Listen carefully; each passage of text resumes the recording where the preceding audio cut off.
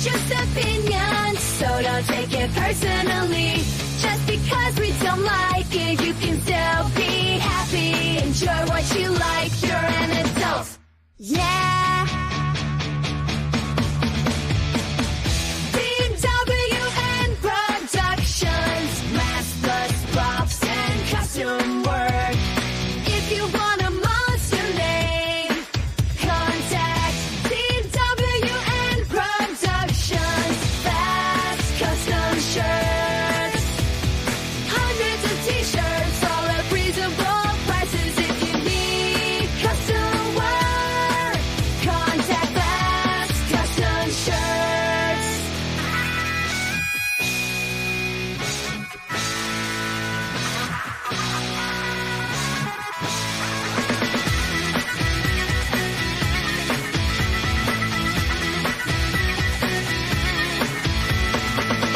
Grab a cold one and get ready for the show. It's intended for mature audiences because we kid and joke. Boy God is here and so is Tom and Joe. Well, we did have that song. I'm here, but somebody is not, and we will get into all of that shortly. But hello and welcome to BOYGOB. Thank you all for joining me. Yeah, Joe isn't here. If you follow the Facebook page, which you don't, because why would you? There's been a few wacky posts Joe made, and I thought they were all jokes and shit, saying that I fired him from the podcast. I don't know how I could fire Joe from this podcast when all we had was an agreement to do this show to promote each other's businesses. As you can see down there, I am still fulfilling my end of the deal. Yeah, I don't know. We went to Houston Horror Film Fest, which I'll talk about later. And no, I was trying to be cordial, and he was just kind of, yeah, and just kind of dodging me. Just seemed off because Joe and I are actual friends. He is one of my closest and oldest friends, all jokes aside. So, yeah, I'm not really sure what happened. I was trying to be cool and, jovial like I always am with him. Because, like I said, I thought these Facebook posts were just a joke and Joe being Joe and doing his sense of humor. But I guess he was just done, and it was enough for him. Yeah, he told me Sunday when the show was about to wrap up, I guess, to not put a damper on the already weird show that it was. So thanks for that. I guess, I don't know. It was weird. And Joe made some fucking post like, oh, be holding auditions for new co-hosts and shit. The craziest thing was that a couple people actually did come up to me at the convention. Like my buddy Steve, he was just like, oh yeah, man, if you want, I'll do the show. I got this funny thing where I'll just pretend and act like Joe. I'm just like, dude, if I want to do the show with Joe, I'll do the show with Joe. Right? I mean, this is our show, no matter how many times Joe says, oh, your show, your show. No. This is our show. But I don't like doing it alone. It's very weird and awkward. Yeah, I just don't like the format of one guy talking, and it's, as you can tell from the last two reviews I put up, not the best, but it is what it is. Yeah, but you know what?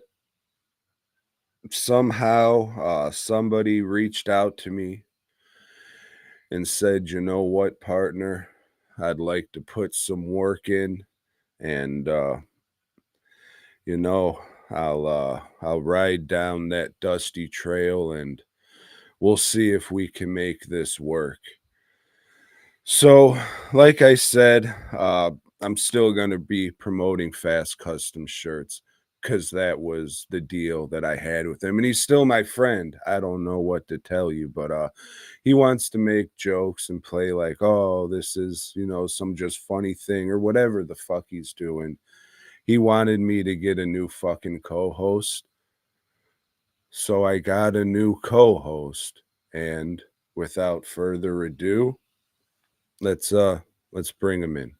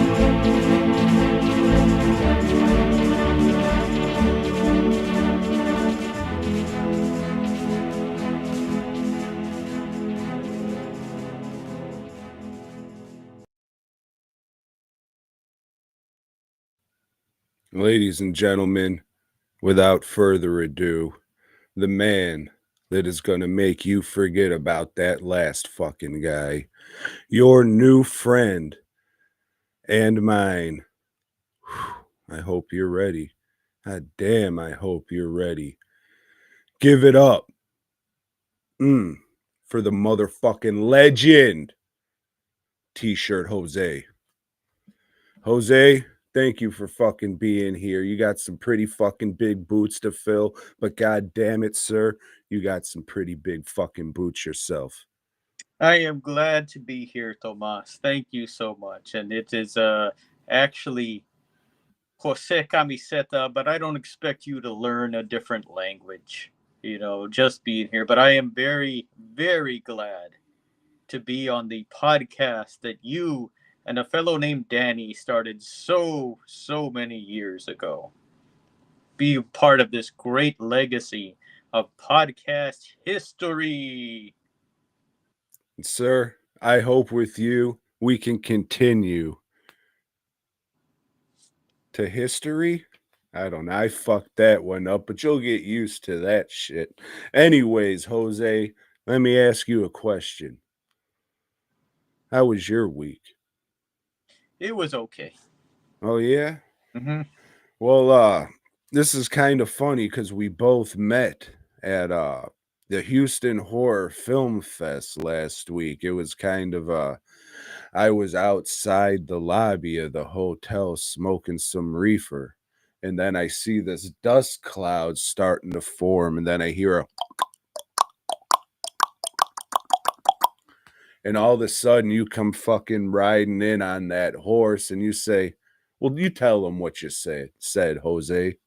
I said, Houston Horror Film Festival, I am here. And I want to thank the Houston Horror Film Festival for having me as a special guest. Their staff and crew are always so good to me, Tomas. I mean, it was very, very crowded. I had no place to tie my horse up, but it got towed away. Can you believe that? And they pulled up a trailer and towed away my horse. Oh, the humanity. At least they didn't frog it away, right? That's right. That's right. Hmm. So the great Houston Horror Film Festival this past weekend, another fantastic year. Um Joe and I we started with them about I can't say started with them, so we're not part of the organization or anything, but we were with them for the first one, and this was the fifth one and everything in between, and they have really grown and expanded, and I would say a premier horror con, if that would be the right term for it. Have you checked out any of their shows in the past? Yes, I've gone to everyone, whether it would be in disguise or as myself as I am now. Uh, yeah, they've certainly grown. You know, they were at the Gulf Hotel, which was a haven for lovely women of the night would come in, and drunken times were having have had there. I guess you could say. I think that's where my hands started hurting because of all the strangling. Mm. It is what it is. I guess once you crack that wrist, you can't go back. No flipping the hourglass back over there. I also went to some of their pop-ups, as they call them. Some were cold and windy, others were very, very hot, but they were always a good time. I got to see the performance of Corey Feldman. Yeah, it was the one I didn't get, or one of them that I didn't get to hit that I would really have liked to, because that would have been some funny fucking shit. Oh, you missed out. You missed out. Yeah, I think if I remember, Joe said he went to that one too, but I believe I picked up a tank top from him, Tomas. keep cool. Yes. And we talked about this before, of course, but Joe and I had the agreement, like I said, to promote the fucking brands. And you said that you were okay with that as long as I let you plug anything that you wanted. So All right. that is why we still have the same layout and the same intro song. Plus, it's just so catchy. What do you think of that intro song? All right, it's mighty catchy, as they say in Texas. Mighty. All right. Um, besides sucking the promoters' cocks and saying, "Oh, what a terrific show," and thanks for having us out. What is there to really say? Because from a vendor's point of view, it's just like, oh yeah, I was sitting behind masks, awkwardly talking to people, staring at the cast of the Texas Chainsaw Massacre 2 all weekend, and then you had Dan Skanks, the Michael Myers on one side, and Bayalaya Ding Dong on the other side, all sandwiched together. So, it's kind of fun, not fun, but it's interesting, I guess, to see how each one of these celebrity guests do their transaction, because I mean, conventions are a very, very transactional thing. And it's just, you see all right, it's time for me to get up and put my arm over the person for a picture, little small talk, goodbye, go back to the table, sit down, look up, say hello to the next, shake his hand, sign the thing, get up, put the arm around the guy. And it's just like that all day. And, everybody has their own different way of doing it. And it's just kind of funny to me.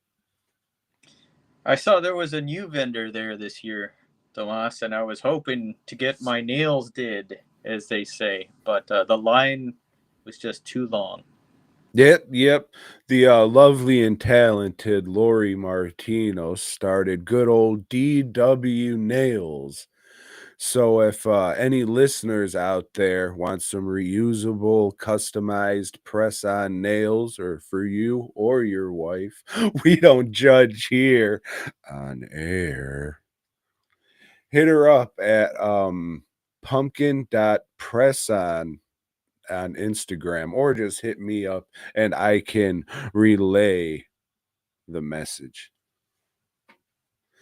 But yeah, didn't really do much, didn't do a whole lot of drinking because I learned my lesson. I'll take that back. I did some drinking. I just switched up the beer, and not as long because I learned my lesson from last year.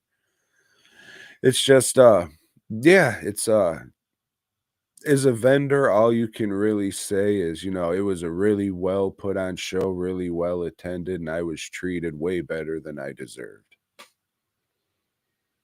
It's a great show. If like you're a horror fan from anywhere, I would say this is one worth flying into. It's at a pretty decent sized hotel. It's not the convention center thing, so it has that old school fucking horror convention feel. But this year I just kind of noticed like how the choice in movies and attires changing now. A lot of Scream, a lot of Goosebumps, a lot of Chucky, and of course, good old Terrifier.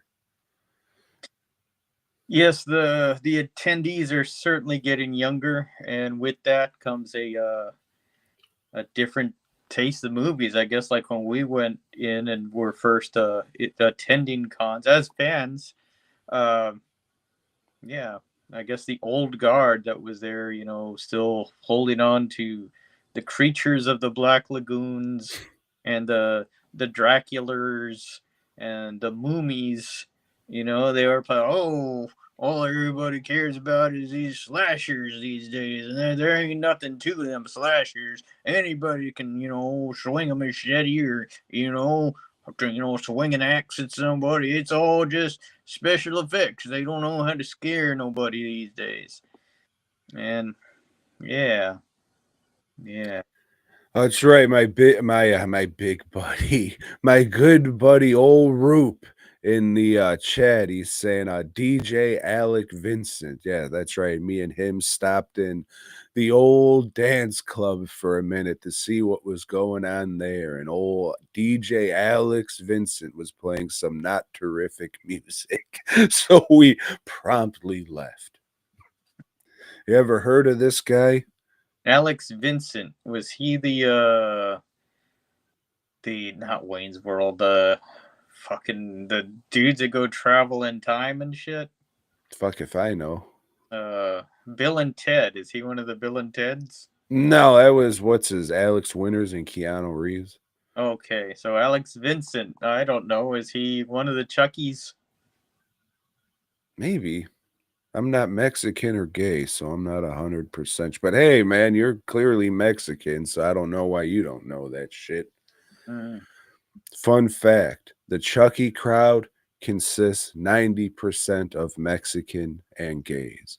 You got that 10% other, but do enough horror cons and you'll see it.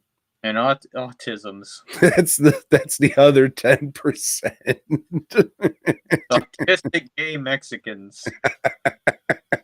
That's the 100%. The pie graph just exploded. Yeah, yeah, just all around good show, and I greatly appreciate them having me out. And letting me be a small part of that shit. They seem like genuinely good people. I agree. I agree wholeheartedly. Mm. You got anything to say about the show there, Jose? I don't know. Like Tomas just said, it's a good show. If you have not attended it and you live closer to Houston but don't want to travel so far for a horror convention, this is a good one. You know, if you're on East Texas, hey, come check it out. You know, it's I like the venue. People could, oh, they need to move to a bigger. Yeah, we've heard that, and then people complain about a bigger venue when a venue or when a convention does move. So there's no satisfying some people. So don't even fucking listen to those people.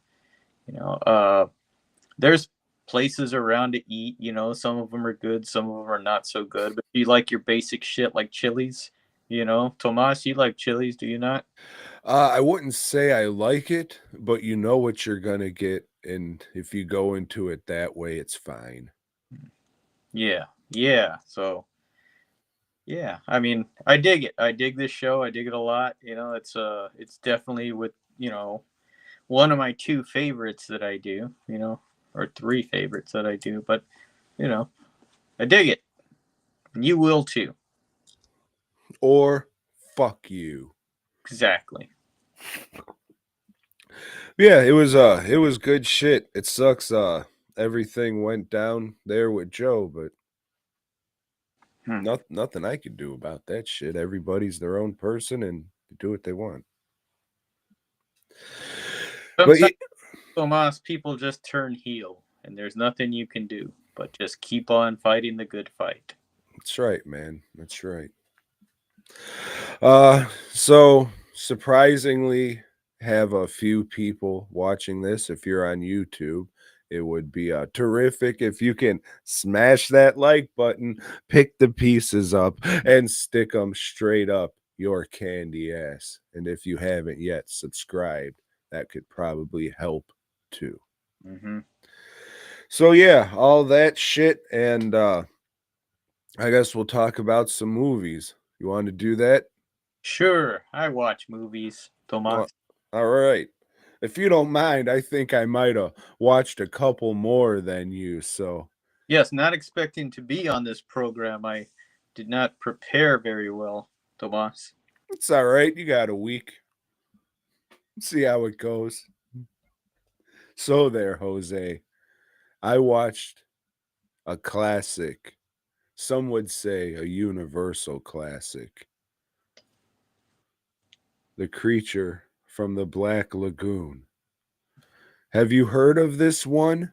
That's back when horror was real horror. You know, see, you know, it wasn't just all these slashers. You know, using a weed eater, you know, a whack-a-mole hammer to kill folks with. Yeah, I don't know about that there, Jose.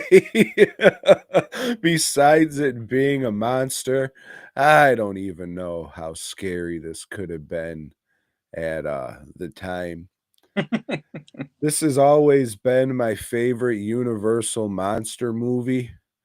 After watching it, yeah, it probably still is, but you know, it suffers a lot from a lot of these old horror movies where it's just a bunch of boring white people talking about who gives a fuck, and then a couple seconds of a monster. Or, I don't know. Very, very of its time. But if you don't know the story, um, it starts out a bunch of dirty white people are chipping away at rocks and trying to find shit. And what do they find? A creature, skeleton hand coming out of a wall. Little do they know that that was once the pimp from the Black Lagoon's bottom bitch who was turned into a rock due to Amazonian magic They turned because to Iraq. that's correct. Because she gave this witch doctor herpes. So instead of just curing himself with this magic, which he eventually did, It's in the book. All this stuff's in the book, one of the few that I read. But he turned this bitch into a rock for giving it to him. So the archaeologists, I guess these whites are called, just lop off this fucking arm that's sticking out of a rock and bring it back to the mainland to say, hey, look, we found this spooky monster hand. Let's go out there and see what else there is. So a boat full of white people and a couple dirty minorities, they're floating down the Amazon and they're getting tracked by the pimp from the Black Lagoon who you know is kind of taken with one of the ladies on this boat. And you don't want no one-armed bitch. So he's going to try and steal this hoe and make her his new bottom. As I said, it's all right. It's just very of its time. The creature suit and the design of all the creature suit's good. I was going to say the creature suit's great. For the time, it's great. Now it's good. The fucking the design and all that is great. The head, great. But yeah, I guess, for the time, all the underwater footage is fucking, cool and all that. But we got like HD cameras and shit now. It's a good time capsule to see what was and how we evolved from that. But it's fine. It's okay. It's definitely one of the movies from that era. Tomas, did you know that creature was designed by a woman? All right, I'm gonna go fucking puke. And people say that women were not allowed to do things at the time. She made a creature that is popular today, so don't be telling me that women were not allowed to do anything. Next thing you're gonna tell me they work in the medical field. Revisionist history is what they call it. It's worth a watch. I don't know. It's fine. Not terrific, but it's kind of a whole lot of nothing if we're being honest. Like most of the Universal monster movies. I gotta agree, it's like I rewatch them from time to time and I want to like them. It's kind of like, because, they're iconic and shit. But then it's like, that's fucking boring, Same thing. I really, really like the look of the Mummy. But, hey, somebody just set this fucker on fire. That's all it takes. Yeah, that first Mummy might be the most fucking boring one out of all the core Universal monster movies. That's yeah, besides the fucking looks, like of all these Universal monster movies being so iconic, like that's the main thing it has going for them. That's why they still fucking use the images and sell products with the shit on it today, because they're striking images. Like Boris Karloff's The Monster, that looks really fucking cool. However, if he wasn't missing half his teeth and his fucking cheeks didn't sink in that much, probably wouldn't look as cool. So, I mean, they got lucky with that shit, but... I mean, we've seen it not look cool. Like, they had that one where Robert De Niro plays the monster, and yeah, this is fucking dumb. Yeah. The looks of the designs, those are all great, but when you get into the movies themselves, they're all just kind of samey and are what they are. Fucking pricks. Can't wait to talk about the sequel next week, Joe. Is that Son of Creature from the Black Lagoon, or Return, or Night of? Is it Return or Creature Walks Among Us? It's one of those. I don't know. Yeah, it's one of them. Oh, Clint Eastwood is in one of them. I can't wait. I can't wait to see it, Joe. So, I'm gonna knock out another one. if you don't mind. It's the hit motion picture Freak from our fine, fine friends at Wild Eye Releasing. So this one's a typical backwoods slasher movie. It reminds me of like those 2000 slashers, like the Texas Chainsaw Massacre remakes, or the Hills Have Eyes remakes, where it's trying to be like all gritty and dirty and grimy and shit. It's like, oh yeah, fucking crazy mutated son, he got out again and did all this shit. So it's one of those movies on a Wild Eye budget, but the killer's like a goofy looking puppet monster thing. It wasn't made to be a goofy looking puppet monster thing. You know, they did the best that they could, but it's a goofy looking puppet monster thing in this trying to be gritty, gory horror movie. So for that aspect, I had a very fun time watching this shit. So if you can get into it for that, you'll be good and you'll find it entertaining. However, if you can't get past how goofy the thing looks and you're supposed to take it, then no, I don't think so. But there's some okay blood and gore in it. Again, it's on a Wild Eye budget. But yeah, it's it looks, is there a picture of the little guy on here? Not really, not one that I can show, but yeah, if you want something a little goofy that feels like it's mocking those kind of movies, but it really isn't, it's just trying to be one, check it out. You might have a good time, you fucking dick.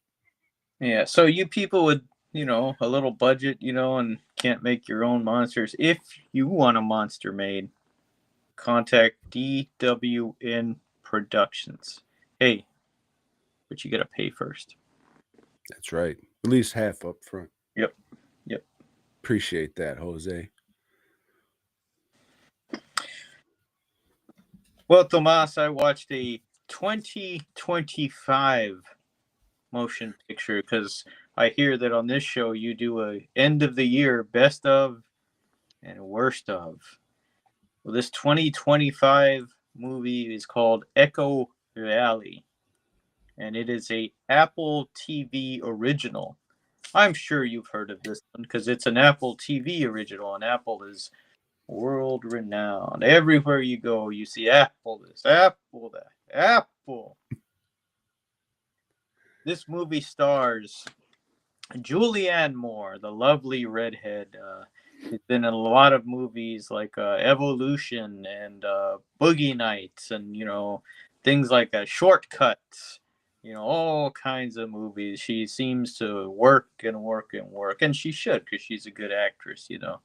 And it also stars Sydney Sweeney, who is a currently popular, I guess you would call her an it girl if it was the 20s, but it's not the 20s. So she's just, the current bitch, you would call her. She's in the news for, I don't know, she did some ad campaigns and, people like, oh, that's racist. Sure. I don't think she's a very attractive young lady, Tom. People just, she's, I don't know, popular, but she just, I don't know. She's the America's favorite butterface right now, I could say. But one thing I will give her is that she can act. I saw a movie a couple of years ago called Reality, and she was really, really good at that. This movie, Julianne Moore owns a ranch, Tom, a horse ranch, and she's grieving because she'd recently lost her wife. What? This is a 2025 movie, Tom. So that's right. You said that. Yeah. Sorry. Like that in there, to show that you're very progressive. And, it's like, hey, we mentioned it, okay, but her wife's dead, so we don't have to show it. Yeah, very sneaky of them to do that, Tom. It's the coward's way out, I would say.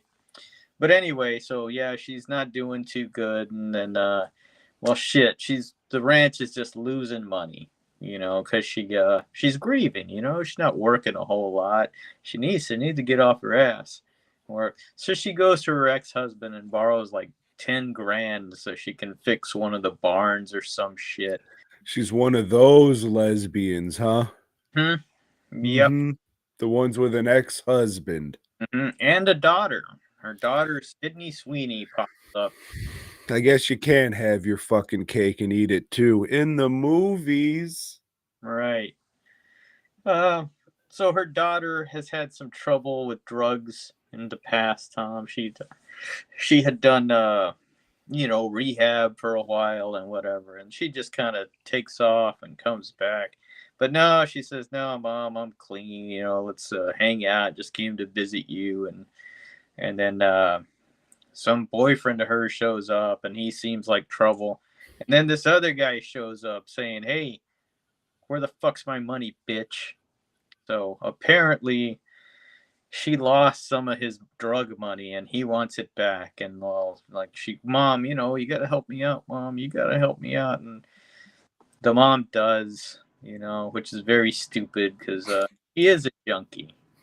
She's a fucking junkie, and it turns out he's like, yeah, this is just she was running a big scam on her mom, Tom. Not to spoil anything for anybody, but yeah, this fucking Sydney Sweeney was in on it the whole time. But then some guy accidentally overdoses, and they like got to get her to hide the body or something. I saw this like 2 weeks ago. I don't remember it all that well, but there's not much to it. There's not much to remember. It's a decent movie. The acting is good. The plot is okay, but at the end of it, who gives a fuck? I'm never gonna watch it again. It's not gonna make a list either way. When you teach me how to do these lists you're talking about, uh, it's just a movie. It's just Echo Valley. Apple Plus doing their thing. Hey, we got Sydney Sweeney. She's hot right now. Everybody's gonna watch this. As far as I know, I've seen on the social medias, I'm the only person in the U.S. that has watched this movie. Yeah, I'm not a big Apple guy. I don't think I've ever used no. I specifically remember in elementary school they had Apple monitors. So I have used an Apple product before. But that seems like a very niche streaming service. They've got some good shit. Like a lot of their TV shows I've enjoyed, but their movies are just like, eh. They've all been okay. I think the best one I saw on there was the one about the Beanie Babies. Yeah. And even that, as good as it was, it's just like, who do you recommend that to? Hey, I just saw this great movie about Beanie Babies, man. Damn, you wouldn't believe. What? Just watch. Just Apple Plus, man, Apple TV, and give it a shot. So they had this thing where halfway through production they said, "Hey, if we use these lighter beads, it would cost less to ship. So if you got the first run with the heavier beads, they were worth more." And then these fucking women were pulling each other's hair out and kicking each other in the cunt left and right just to get these fucking plushies. Mm. The gay 90s, boy, I tell you what. And then they put them in the Happy Meals, Tom. Once you're in the Happy Meals, you're done. That's no longer, there's no collectability to anything once you're in the Happy Meals. And fuck all y'all that collect Happy Meal toys.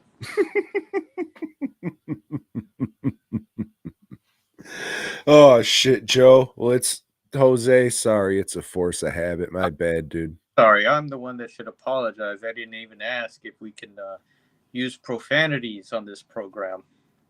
Oh, sure. You can do whatever you want. It's a new age and a new day there, Jose. So The new day. Don't get me started on those.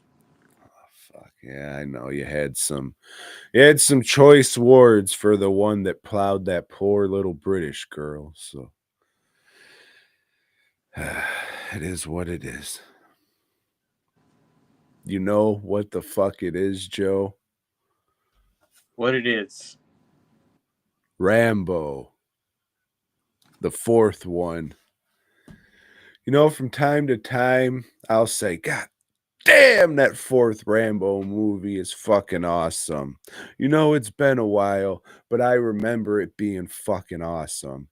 Well, I'm here to tell you, motherfuckers, it holds the fuck up and it is fucking awesome.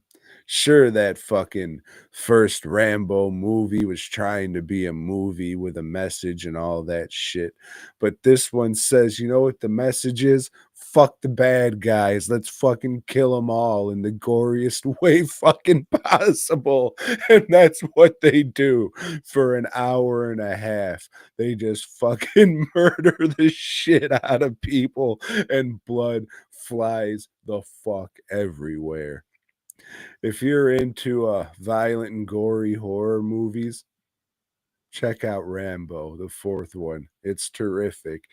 I always bring up, oh, fucking that machine gun mounted to the truck, him cutting those motherfuckers in half. You know, that's just something. Did I really remember it that way? Fuck yeah, I did, son. He's cutting motherfuckers in half with a machine gun mounted to a truck. What I like is that he's protecting Christianity, Tomas, from the evil Burmese Empire, who they are a bunch of Christian haters. Yeah, so I mean, I guess we can talk about the story, even though it doesn't matter at all. This is just to see some kind of Chinese people get fucking murdered gruesomely.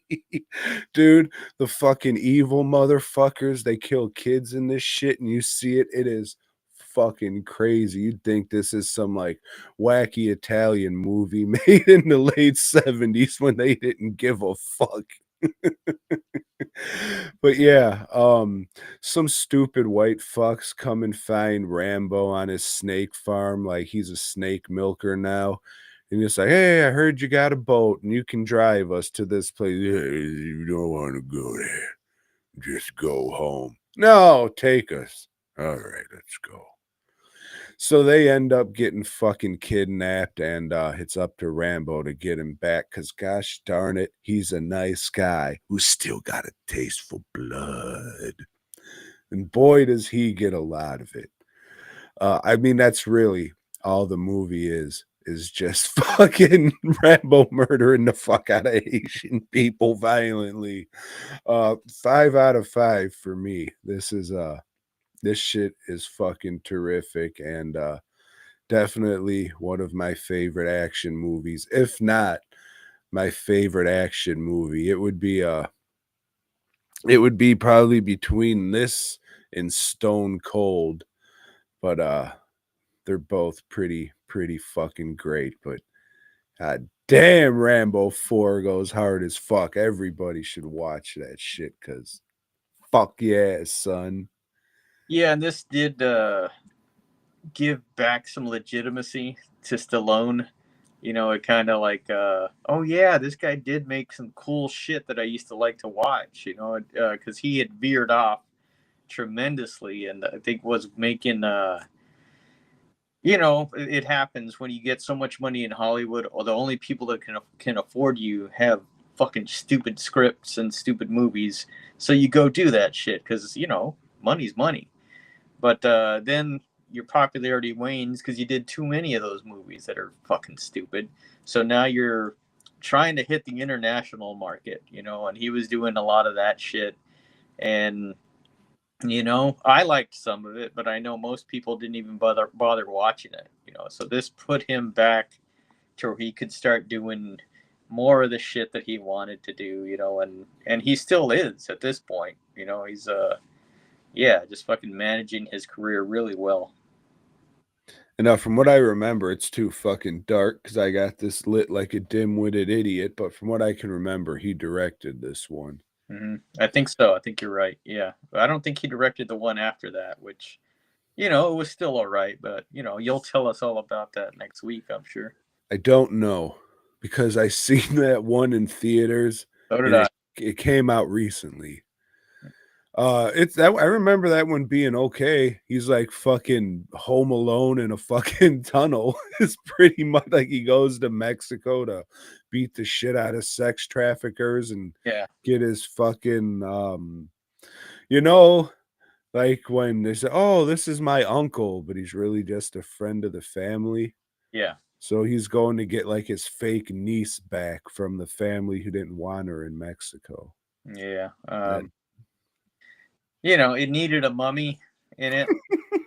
Tell had a mummy, and they could have sent the mummy into those tunnels. That we would have made for a better. We'll get into that if you decide to review it next time. But yeah, this one, it just kicks ass. Yeah, 5 out of 5 for me. Is it a perfect movie? Probably not, but is it fucking awesome and some wild ass shit? Fuck yeah, son. Fuck yeah. Mm-hmm. So, for everybody who says I fucking hate everything, how about you? Suck my dick. Tom, I watched a movie from our friends at I don't know if it's from them, but I ordered it from them. Kino Lore, and I don't know what I don't even think this says Kino Lore on here. I don't know. It's dark. I can't see. The movie is called Observance. And you can hardly see this, but there's this guy here poking his little camera through a window because he's observing things. You see. This is about a private eye, Tom, and he is grieving the loss of his son. A whole lot of that in the movies I've been watching lately, like subjects that are grieving, so they're easily misled, or they're, while they're dealing with whatever's going on in front of them, they got their own shit that they start thinking about. Well, he's hired to observe this young lady, and she lives in an apartment, but right across from her apartment is a sort of abandoned building.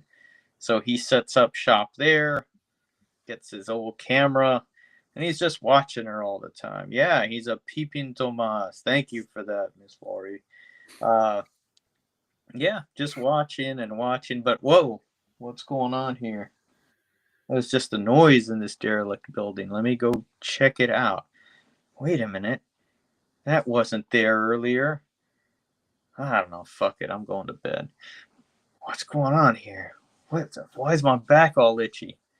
Oh, there's this weird sore I got on my back. Shit. And that sore's going to get worse and worse as the movie progresses, Tom. Weird things are going to happen. And he's like, wondering, well, why am I watching this lady? What am I watching? We're just watching reports, sir. That's all you have to do. And he's just freaking out, Tom. Could it be his own grief that's making him see all these things? Could it be that the boyfriend of this lady is involved in some cult and they had murdered somebody else in the past? Yes, there was a murder. We see that. And then we see some other things. Are they, as they say in the Giallo world, red herrings? No, this is shit they're actually setting up, leading you to expect something at the end, but it doesn't go that direction. It just shifts gears in the last 15 minutes, and you have like jump scares, like ghost ladies popping up out of here or there, and it the ending doesn't make any fucking sense. With everything they set up that was going good, they just fuck it all up. Throw in a lot of symbolism here and there. This is supposed to represent his sanity, and now it's starting to bubble over, and he's losing his shit. Not to spoil anything for anybody, but he ends up killing that girl that he was watching at the end. Through no fault of his, I gotta say. She went into the building for some reason to go see what the fuck is up with him, and he kills her. The end. He takes off. Very, very let down because it was good. It was like my kind of slow burn flick. It looks good, the acting's good, and then it just fucks everything up at the end. It's just very, very disappointing. If it was on, if it was made in 2025, it would make a list because, just because of that disappointment. Because you had me, you fucks. You had me.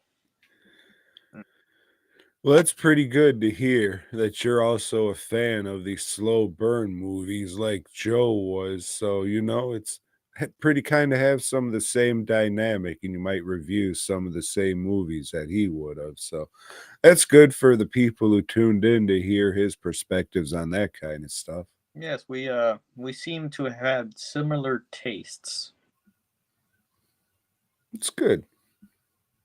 And you brought up Red Herring earlier. Shout out to old Red. Haven't heard or seen from him in a while. Probably would have reached out, but the last phone I had with his number on it, I got into a pool with, and that was a while ago. So if you're still out there, stay safe on the road there, bud. The ways of the road, they say. That's right. It looked like you were hitting a bong. I was getting close, like, what the fuck is going on here? Oh no, Jose Camiseta is straight edge. Oh, all right. We'll see how long that lasts. Well, let me ask you this. You're a minority, right? Yes, You like dumplings? I think it depends on how they're prepared. Because they serve those in like salt water, right? Oh, I don't know. I don't eat that shit. Okay. Because of this movie, Joe. Yeah.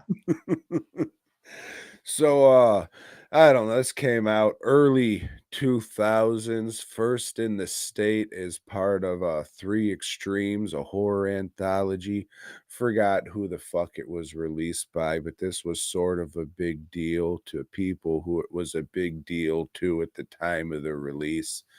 It was three shorts from like different Asian countries. I want to say China, Japan, and North or South Korea. One of those, could be wrong. Yeah. But I thought they all sucked a dick except for Dumplings. So I looked up a little bit on it on that primitive internet and found out that, oh, this is feature length movie. They just chopped down to fit. That's kind of cheap, but I guess I'd like to see this feature length movie. And it's a gross out movie. I want to say this is probably the first category 3 movie I've seen. This, like I said, early 2000s. Why I didn't fucking continue on the Cat 3 train back then, I don't know. But a different time, plus the Japanese splatter shit was popular then. So, I mean, that probably overshadowed it just at the time and all that and what was readily available.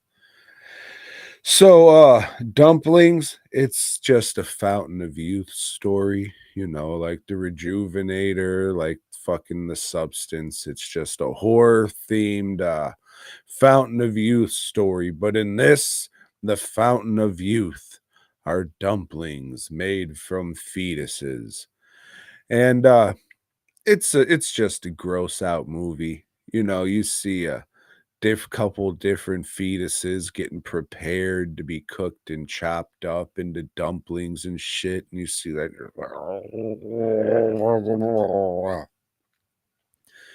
That's about all it has going for it, Joe.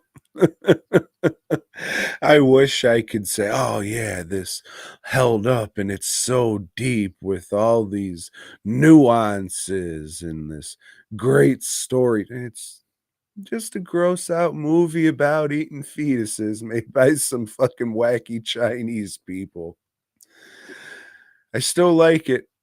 Probably more than I should because I think nostalgia has a lot to do with it, and I could fucking admit that shit.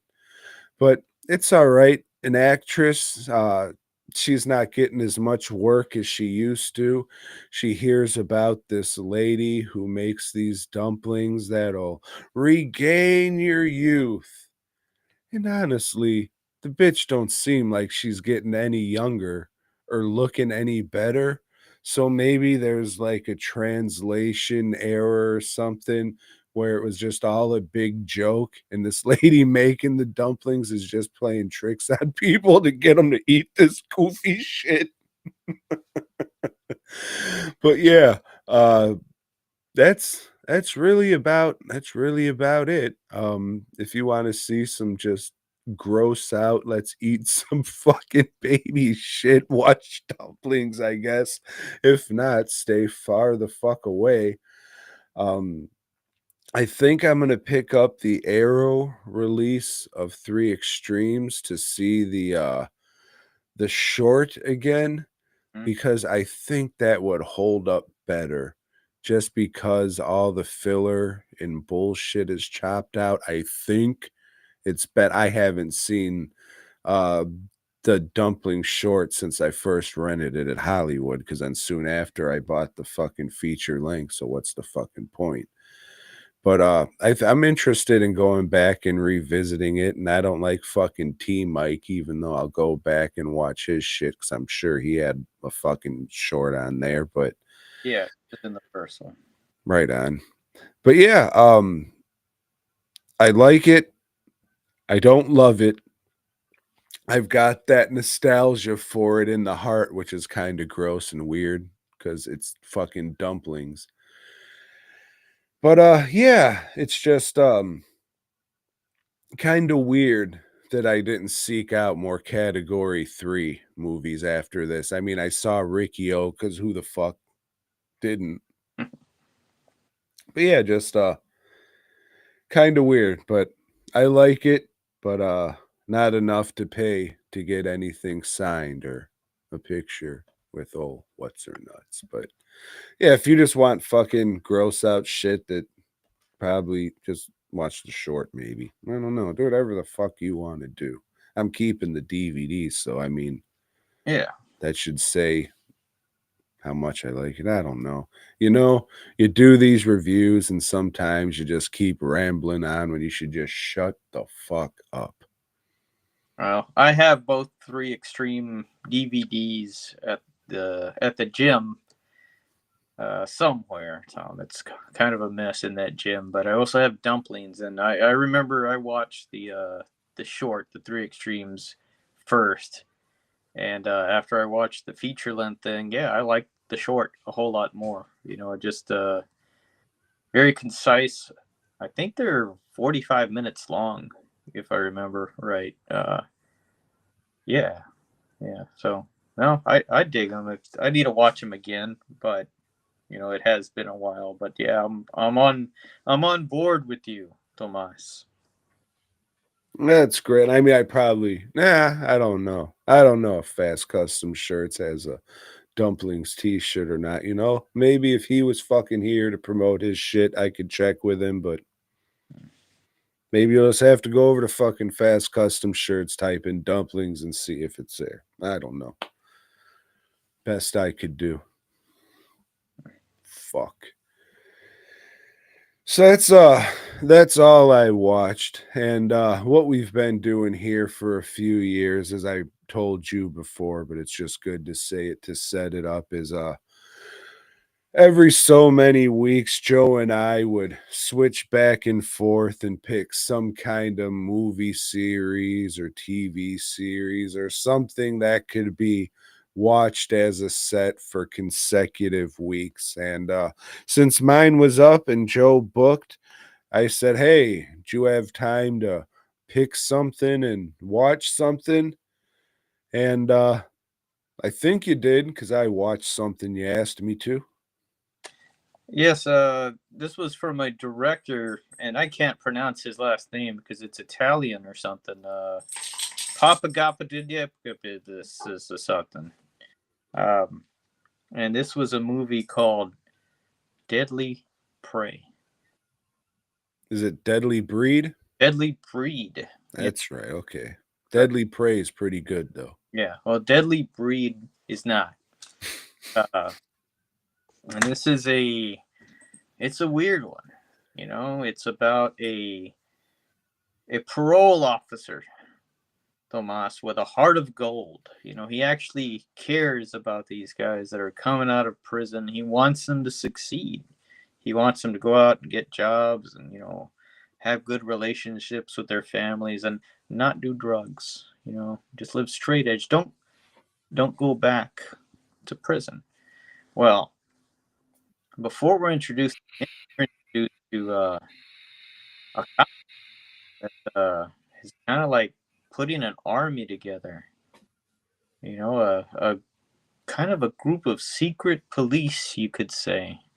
And he wants to clean the streets of minorities. That's right. If you're Mex, mm-mm-mm. If you're Asian, mm-mm-mm. If you're black, not on these streets. They're going to take everybody out. Hey, and if you're a parolee, that makes it easy because, hey, you got a history of, you know, being embroiled in drugs and stuff like that. Well, when this parole officer, some of his parolees start dying, he's like, wait a minute. It was a drug deal gone wrong, but this guy didn't do drugs. And he starts investigating Tom, but you know, you can't break that thin blue line. You know, once you do that, well, shit, you might as well be a minority yourself. And turns out, Tom, that his wife kind of is a minority because she's Jewish. And well, that doesn't bode well because if you're a attractive Jewish lady, not only do these racist police want you dead, they want to rape you first. You know, that's just the MO. That's how they work. And It's the plight of being a Jew, broad. so after this comes to a head, it's like he can't take it no more. They killed his wife. You know, he's about to get transferred to another job. And shit, it's time to break out the guns and go after him. They want a war.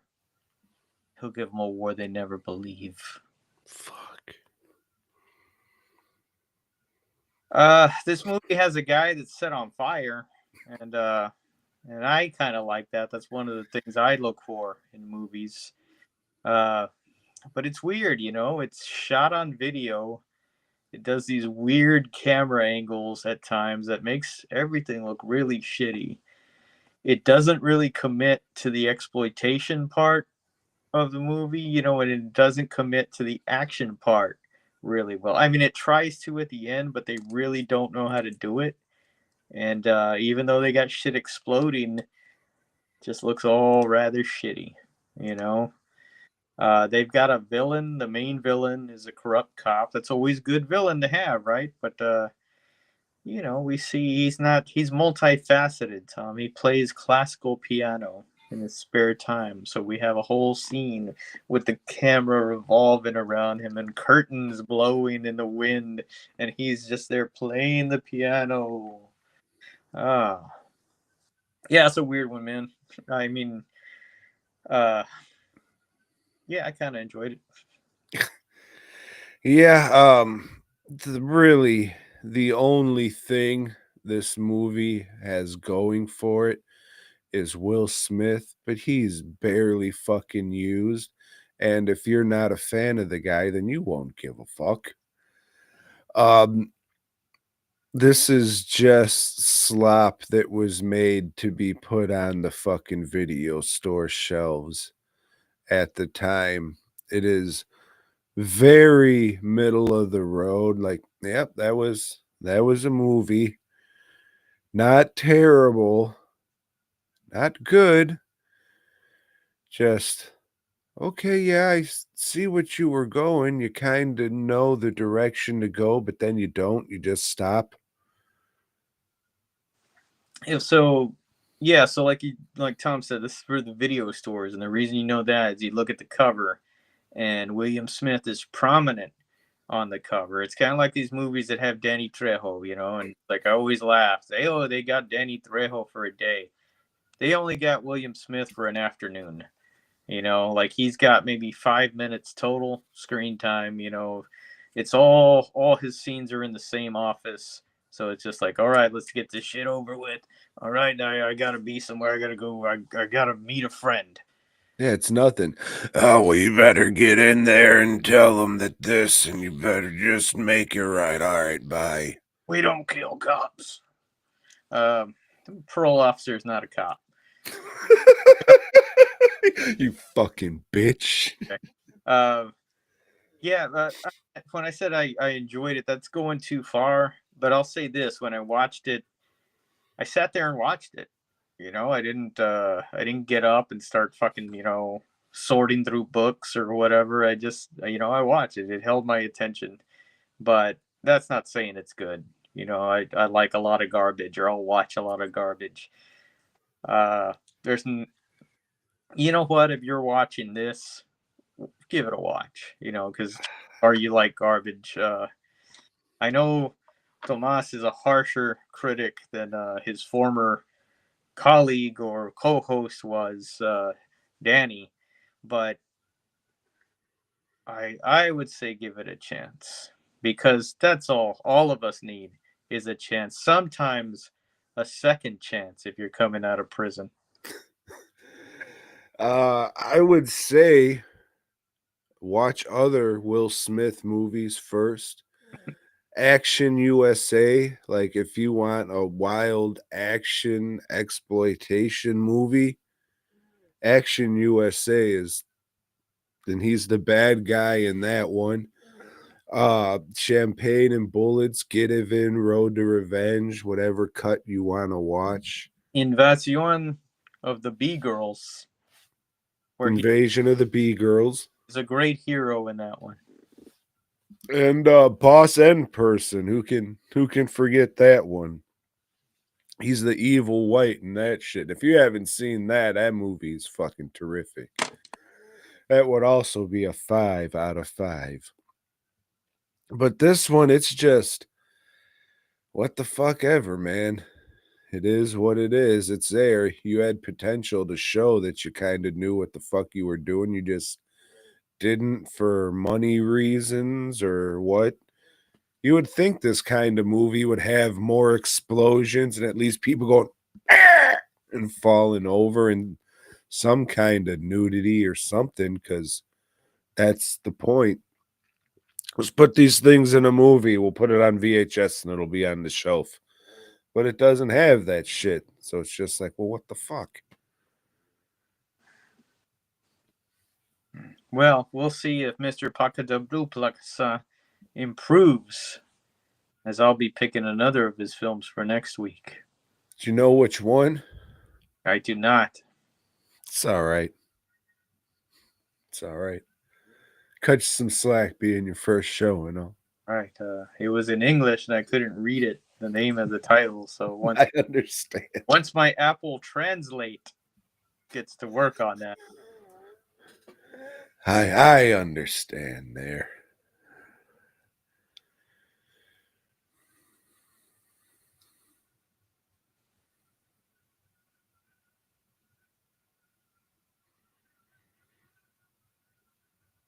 Well, Tomas, you told me to go and my LCS, which I didn't know what that was.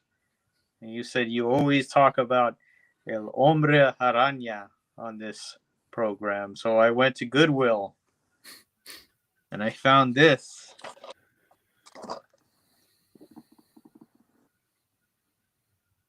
Look at that. It's that man coming out of a hole with his mouth open, dressed like a panda. Oh, he's grabbing his butt from behind. What happened in this? I don't even remember. Oh, this man that can make holes in the sky. He can punch through the holes and he can pop out of the holes. Mr. Glory. Now, Spider-Man and the Black Cat are going to go confront the Kingpin, but Spider-Man has some new neighbors that moved in, and they are, I don't know, they're 3 blonde bimbos. And I don't know, this is just, they fight this guy and he kind of like kicks their ass. And then they don't confront the Kingpin. But then, Tom, old Spider-Man's meets up with the X-Men in this, the final issue of Marvel Team Up. Look at that wonderful Barry Windsor Smith cover. This is actually pretty good.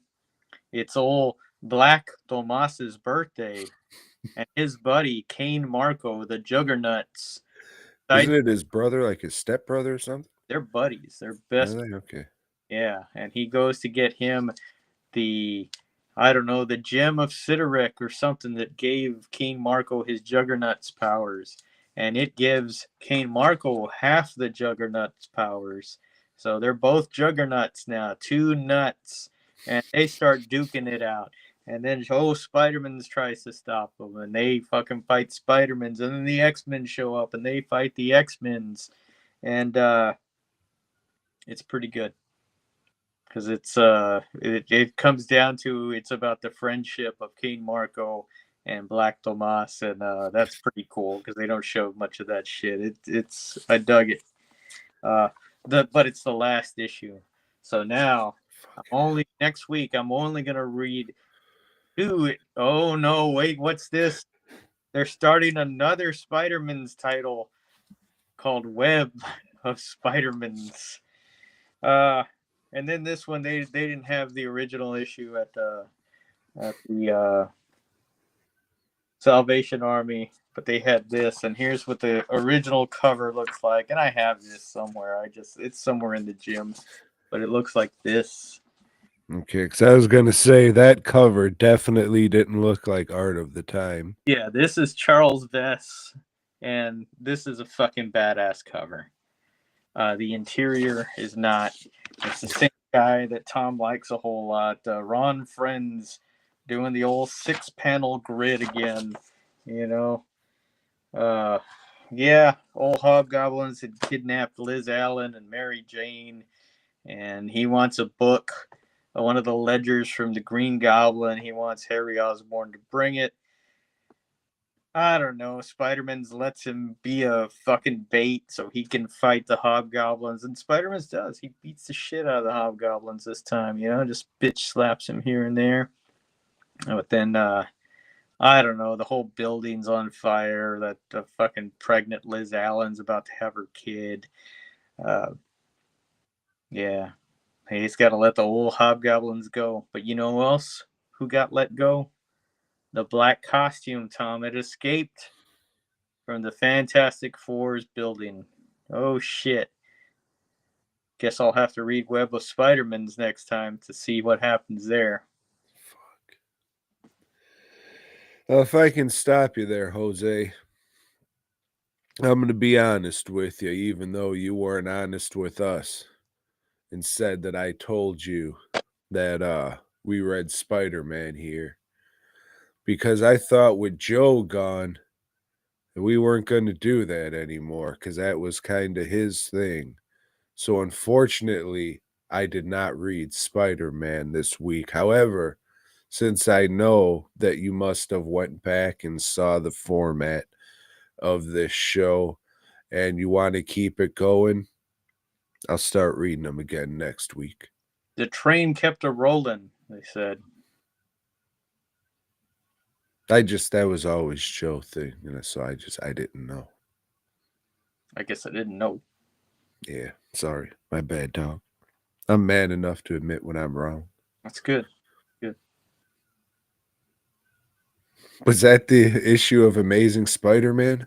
That was it. Oh, shit. I thought you were still talking about Web of Spider-Man. Oh, no, that was amazing.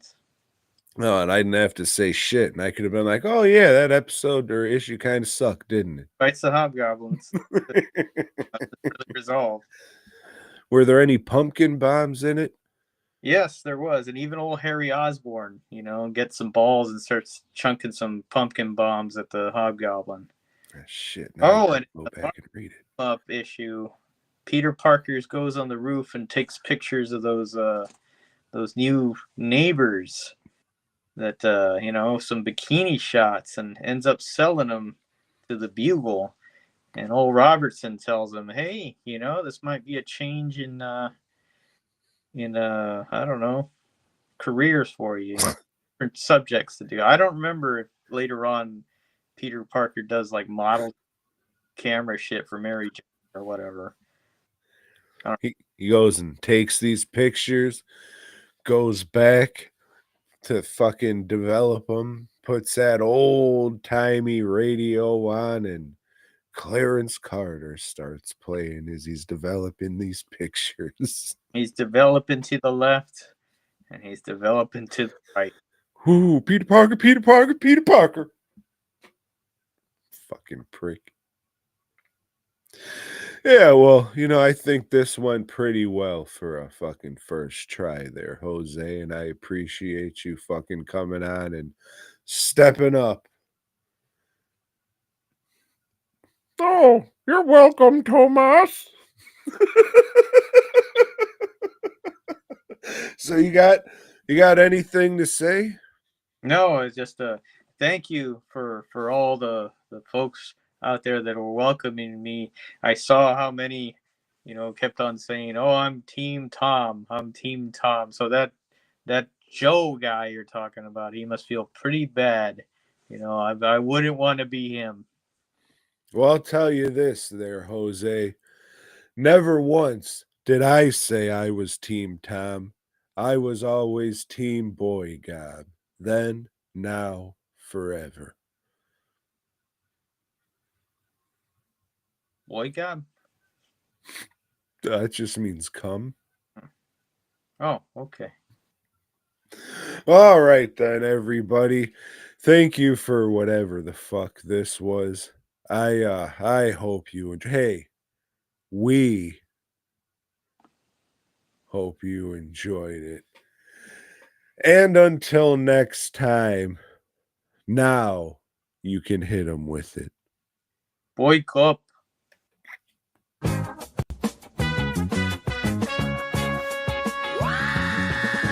Thanks for checking out the show. We hope you dug it, baby. If so, give us a thumbs up. Subscribe and let us know down below. Support Tom and Joe by heading over to DWNProductions.net and FastCustomShirts.com.